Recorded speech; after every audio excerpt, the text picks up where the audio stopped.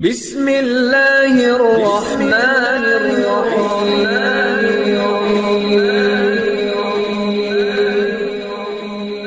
بسم اللہ الرحمن الرحیم۔ السلام علیکم۔ وظیفے کی اجازت کے لیے کمنٹس میں اپنا نام لکھ دیں، اور اگر آپ ہمارے چینل پر نئے ہوئے تو ہمارے چینل کو ضرور سبسکرائب کر دیجیے گا۔ جو میں آپ کے ساتھ وظیفہ شیئر کرنے جا رہی ہوں، یہ رزق میں برکت کے لیے، کاروبار میں برکت کے لیے، بزنس میں ترقی کے لیے، برکت کے لیے بہت ہی مجرب عمل ہے گھر کی عورت کے حوالے سے۔ اگر آپ کے گھر میں برکت نہیں ہے، رزق میں برکت نہیں ہے، یا آپ کے شوہر کو کام نہیں ملتا، جاب نہیں ملتی، کوئی ذریعہ معاش نہیں ہے، تو گھر کی کوئی بھی عورت یہ عمل کر لے۔